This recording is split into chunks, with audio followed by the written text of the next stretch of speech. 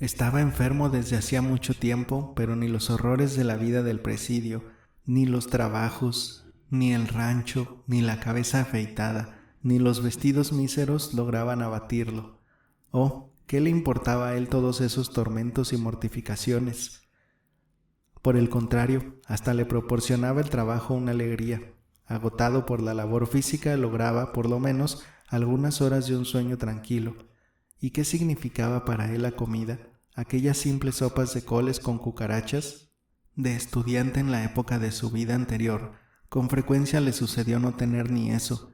Sus ropas eran de abrigo y adecuadas a su género de vida. Las cadenas apenas las sentía. ¿Habría de avergonzarse por tener la cabeza afeitada y llevar chaqueta de 2 piezas? ¿Ante quién? ¿Ante Sonia? Sonia le temía y ante ella no tenía por qué abochornarse. Aunque después de todo, ¿qué? También se avergonzaba delante de Sonia, a la que mortificaba con su despectiva y grosera conducta, pero no de la cabeza afeitada ni de las cadenas se avergonzaba ante ella. Su orgullo estaba muy enconado y cayó enfermo de este enconado orgullo. Oh, y qué feliz habría sido de haberse podido inculpar a sí propio. Todo lo habría soportado entonces, hasta la vergüenza y la deshonra, pero se juzgaba severamente y su rígida conciencia no encontraba ningún particular horror en su pasado, salvo quizá el simple fracaso, que a cualquiera habría podido ocurrirle. Sentía bochorno, sobre todo de que él, Raskolnikov, se hubiese perdido tan sin esperanza, torpe y sordamente, por efecto de un fallo de la ciega suerte, y se viese obligado a conformarse a inclinarse ante la absurdidad de esa sentencia si en algún modo deseaba estar tranquilo. Una inquietud sin objeto ni final en el presente y en lo porvenir, solo un ininterrumpido sacrificio que a nada conduciría. He ahí lo que le quedaba en el mundo. ¿Y qué importaba que dentro de 8 años solo tuviera él 32 y pudiese de nuevo comenzar su vida? ¿Para qué vivir? ¿A qué aspirar? ¿Por qué esforzarse? ¿Vivir para existir? Pero 1000 veces ya antes había estado él dispuesto a dar su vida por una idea, por una ilusión, hasta por un ensueño. La simple existencia siempre había significado poca cosa para él, siempre anheló más. ¿Acaso por la sola fuerza de su deseo hubo de sentirse entonces un hombre al que le estaba permitido más que a los demás? Y si el destino por lo menos le hubiese enviado el arrepentimiento, un arrepentimiento lancinante que le devorase el corazón y le quitase el sueño, un arrepentimiento de esos ante cuyos espantosos sufrimientos se piensa en ahorcarse o arrojarse al agua, oh, y cómo se habría alegrado, torturas y lágrimas, eso también era vida, pero él no se arrepentía de su culpa.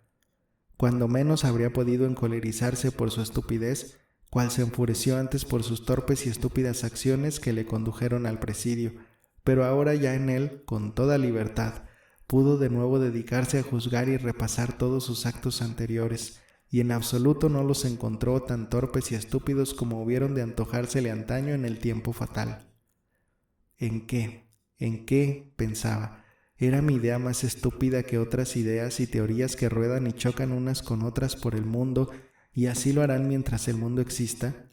No hay más que mirar las cosas con ojos enteramente independientes, amplios y libres de la influencia cotidiana, para que mi idea no parezca ya tan absurda. Oh, negadores y sabios del valor de un piatac de plata, ¿por qué os detenéis a mitad del camino? Vamos a ver, ¿por qué mi conducta os parece tan torpe?, decía él para sus adentros. ¿Por qué fue criminal? ¿Qué significa vuestra criminalidad? Mi conciencia está tranquila. Cierto que se consumó un crimen de pena capital, cubierto, que se infringió la letra de la ley y se derramó sangre. Bueno, pues tomad mi cabeza. Por la letra de ley, y basta. Cierto que, en tal caso incluso, muchos bienhechores de la humanidad, que no recibieron en herencia el poder, sino que lo conquistaron, habrían merecido castigo desde sus primeros pasos, pero esos individuos siguieron adelante y luego tuvieron razón, mientras que yo no resistí, y por tanto no tenía derecho a dar ese paso. Ved en lo que únicamente se reconocía el culpable, solo en no haber persistido y haber ido a delatarse. Sufría también ante la idea, ¿por qué no se suicidó él entonces? ¿Por qué estuvo allí encima del agua y optó por ir a presentarse? ¿En qué tanta fuerza tenía el deseo de vivir y tan difícil era vencerlo? ¿No lo había vencido Svidrigailov, que tanto le temía la muerte? Con dolor se formulaba esa pregunta y no podía comprender que ya entonces, cuando estaba encima del río, presintiese quizá en sí mismo y en sus convicciones un error profundo. No comprendía que aquel presentimiento podía ser el anuncio de una futura crisis en su vida, de su futura resurrección, de su futuro nuevo modo de ver la vida. Prefería ver en eso simplemente la ciega pesantez del instinto, del cual no había podido desprenderse y que tampoco tenía fuerzas para rebasar, por su flaqueza e insignificancia. Miraba a sus compañeros de presidio y se maravillaba. Cuánto amaban todos ellos la vida, cómo la estimaban. Precisamente le parecía que en el presidio todavía la amaban y la estimaban más y más la apreciaban que libres. Cuántos terribles sufrimientos y mortificaciones no soportaban algunos de ellos, por ejemplo, los vagabundos.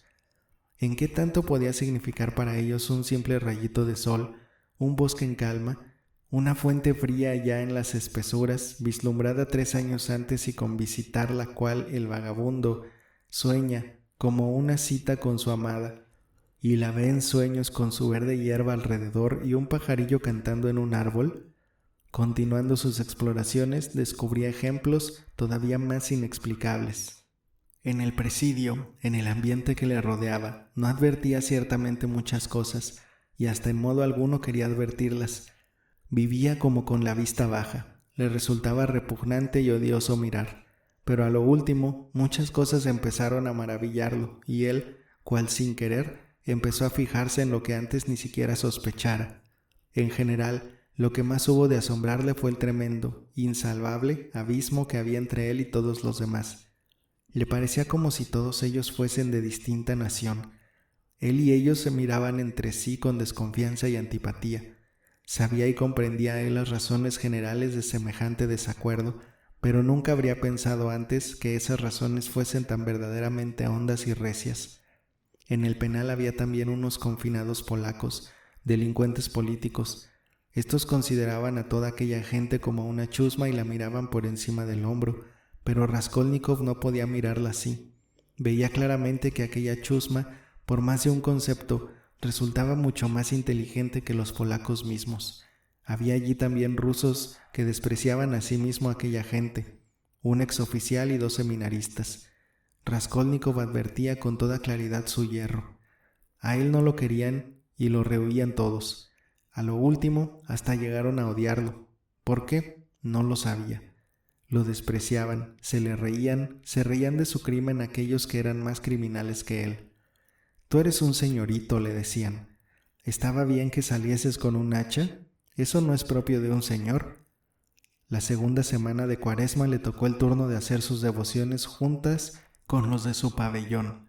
Fue a la iglesia y oró en unión de los otros, pero no sabía de qué. Se armó camorra. Todos a una cayeron sobre él con saña. «Tú eres un ateo, tú no crees en Dios», le gritaban. «Es preciso matarte». Nunca había hablado con ellos de Dios ni de la fe, pero querían matarlo por ateo. Él callaba y no les objetaba. Un preso se abalanzó a él con loca decisión. Raskolnikov lo aguardó tranquilamente en silencio, no enarcó las cejas ni una facción siquiera de su rostro se contrajo. El centinela logró interponerse a tiempo entre él y su agresor, de otra suerte habría corrido la sangre. Insoluble resultaba para él otra cuestión. ¿Por qué todos amaban tanto a Sonia? Ella no les buscaba la gracia, ellos se la encontraban rara vez, en ocasiones solo en los atajos de la labor, cuando ella iba solo 1 minuto a verlo, y sin embargo todos ya la conocían, sabían que ella había ido allá siguiéndolo a él, sabían cómo y dónde vivía, dinero no les daba ella y servicios especiales no les hacía. Una vez solamente por Navidad llevó para todo el presidio un donativo, pastelillos y tortas, pero poco a poco entre ellos y Sonia se entablaron relaciones algo más estrechas. Ella les escribía las cartas para sus padres y las echaba al correo. Cuando sus padres o sus madres venían a la ciudad, ponían por indicación de ellos en manos de Sonia los objetos y hasta el dinero que les llevaban. Sus mujeres y novias conocían a Sonia y la visitaban, y cuando ella se dejaba ver en los atajos en busca de Raskolnikov o se encontraba con la partida de presos que iban al trabajo, todos se quitaban los gorros, todos se inclinaban. «Matushka, Sofía Semyonovna, madre nuestra que eres, tierna, delicada, decían aquellos presidiarios brutales, estigmatizados a la frágil y fina criatura. Ella se sonreía y a todos les hacía gracia hasta su modo de andar y se volvían a mirarla, siguiéndola con los ojos según caminaba y la requebraban incluso por ser tan pequeñita, la elogiaban sin saber ellos mismos por qué, acudían a ella hasta para que los curase. Él permaneció en el hospital todo el final de la Cuaresma y la Semana de Pasión. Ya restablecido recordó sus sueños, cuando aún tenía calentura y delirio. Soñó en su enfermedad que el mundo todo estaba condenado a ser víctima de una terrible, inaudita y nunca vista plaga, que procedente de las profundidades de Asia caería sobre Europa. Todos tendrían que perecer, excepto unos cuantos, muy pocos escogidos. Había surgido una nueva triquina, ser microscópico que se introducía en el cuerpo de las personas. Pero esos parásitos eran espíritus dotados de inteligencia y voluntad. Las personas que los cogían se volvían inmediatamente locas, pero nunca se consideraron los hombres tan inteligentes e inquebrantables en la verdad como se consideraban estos atacados. Jamás se consideraron más infalibles en sus dogmas, en sus conclusiones científicas, en sus convicciones y creencias morales. Aldeas enteras, ciudades y pueblos enteros se contagiaron y enloquecieron. Todos estaban alarmados y no se entendían los unos a los otros. Todos pensaban que solo en ellos se cifraba la verdad y sufrían al ver a los otros y se aporreaban los pechos, lloraban y dejaban caer los brazos. No sabían a quién ni cómo juzgar, no podían ponerse de acuerdo sobre lo que fuere bueno y lo que fuese malo. No sabían a quién inculpar ni a quién justificar. Los hombres se agredían mutuamente movidos de un odio insensato, se armaban unos contra otros en ejércitos enteros, pero los ejércitos ya en marcha empezaban de pronto a destrozarse ellos mismos, rompían filas, se lanzaban unos guerreros contra otros, se mordían y se comían entre sí. En las ciudades todo el día se lo pasaban tocando a rebato. Los llamaban a todos, pero quién ni para qué los llamasen, ninguno lo sabía y todos andaban asustados. Abandonaron los más vulgares oficios porque cada cual preconizaba su idea, sus métodos, y no podían llegar a una inteligencia. Quedó abandonada también la agricultura. En algunos sitios los hombres se reunían en pandillas, convenían a algún acuerdo y juraban no desavenirse. Pero inmediatamente empezaban a hacer otra cosa totalmente distinta de lo que acababan de acordar. Se ponían a culparse mutuamente, reñían y se degollaban. Sobrevinieron incendios, sobrevino el hambre, todo y todos se perdieron. La peste aquella iba en aumento y cada vez avanzaba más. Salvarse en el mundo entero consiguieronlo únicamente algunos hombres, que eran puros y elegidos, destinados a dar principio a un nuevo linaje humano y a una nueva vida, a renovar y purificar la tierra, pero nadie ni en ninguna parte veía aquellos seres, nadie oía su palabra y su voz. A Raskolnikov le enojaba que aquel absurdo delirio tan triste y penosamente perdurase en sus recuerdos, que tanto tardase en borrársele la impresión de aquellos febriles desvaríos. Transcurrió la segunda semana después de la Pascua, vinieron días tibios, claros, primaverales. En la sala de presos abrieron la ventana, enrejada, bajo la cual pasaban los centinelas. Sonia, en todo el tiempo de su enfermedad, solo 2 veces pudo verlo en la sala. Era preciso siempre pedir permiso y eso era difícil, pero ella solía acudir al patio del hospital, al pie de la ventana, sobre todo al oscurecer, y a veces únicamente para estar allí un minutito y mirar, aunque de lejos, la ventana de la crujía. Una vez, al caer la tarde, Raskolnikov, ya casi del todo restablecido, estaba durmiendo. Habiéndose despertado, fue e inopinadamente se acercó a la ventana y de pronto vio allá lejos, en las puertas del hospital, a Sonia. Estaba allí y parecía aguardar a alguien. Algo pareció traspasar su pecho en aquel instante. Se estremeció y se dio prisa a retirarse de la ventana. Al día siguiente Sonia no fue, ni al otro tampoco. Él observó que la guardaba inquieto. Finalmente le dieron de alta. Al volver al presidio supo por los presos que Sonia Semyonovna estaba enferma, guardaba cama y no salía de casa. Se puso muy intranquilo y mandó a preguntar por ella. No tardó en saber que su enfermedad no era de cuidado.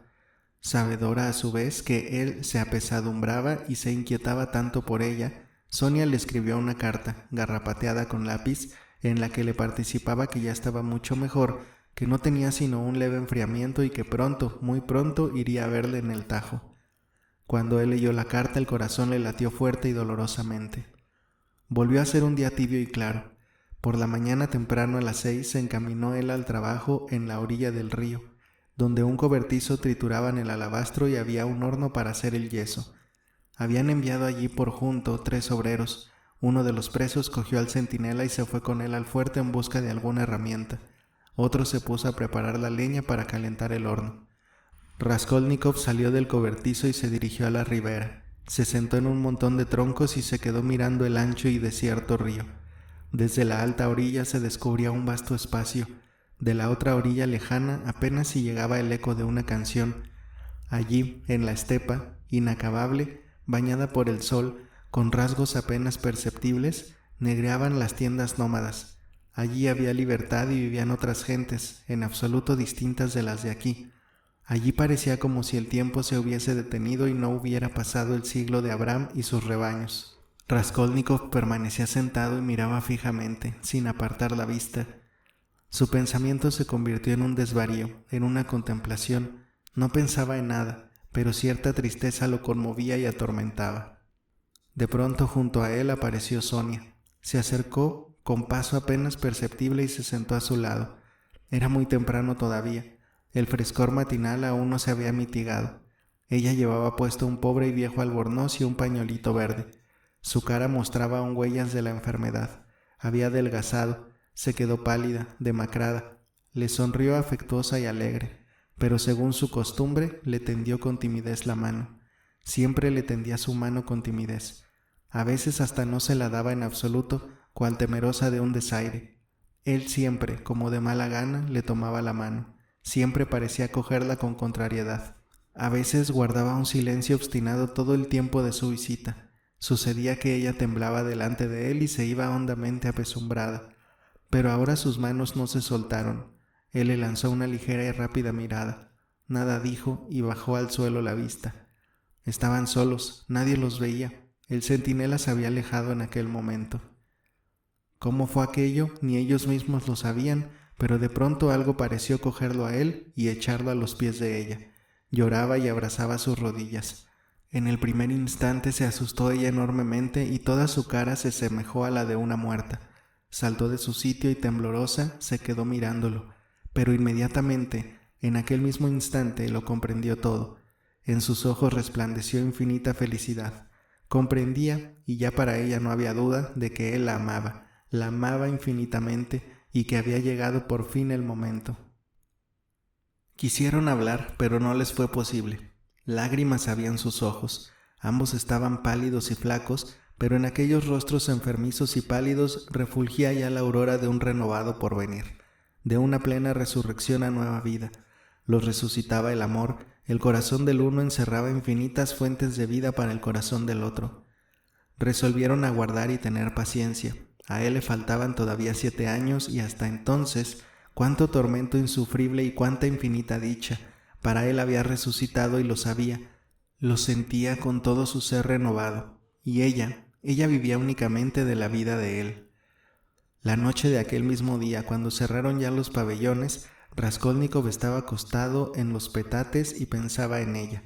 Aquel día hasta se le antojaba que todos los presos, que antes fueran sus enemigos, lo miraban ya con otros ojos. Hasta hablaba con ellos y les contestaba afectuosamente. Ahora lo recordaba, pero no era que tenía que ser así. ¿Acaso no debía cambiar ahora ya todo? Pensaba en ella. Recordaba cómo la había estado mortificando continuamente y destrozándole el corazón. Recordaba su pálida, flaca carita, pero casi no le atormentaban ahora esos recuerdos. Sabía con qué infinito amor iba a ser recompensar ahora sus dolores. ¿Y qué eran ya todos aquellos tormentos del pasado? Todo, hasta su crimen, hasta su condena y deportación, le parecían ahora, en esta primera exaltación, un hecho exterior, ajeno, como no relacionado con él. Por lo demás, no podía aquella noche pensar larga y fijamente en nada, concentrar en nada el pensamiento. Nada tampoco habría podido resolver entonces conscientemente. No hacía más que sentir. En vez de la dialéctica, surgía la vida, y en su conciencia debía de elaborarse algo totalmente distinto. Debajo de su almohada tenía el Evangelio. Lo cogió maquinalmente. Aquel libro era propiedad de ella, pues era el mismo en que ella le había leído lo de la resurrección de Lázaro. Al principio de estar en el presidio pensaba que ella había de importunarlo con la religión y se pondría a hablarle del Evangelio y a fastidiarle con el libraco. Pero con el mayor asombro de su parte, ni una sola vez le había hablado ella de eso, ni una vez siquiera le había propuesto leer el Evangelio. Él era quien se lo había pedido poco antes de su enfermedad y ella se lo llevó en silencio.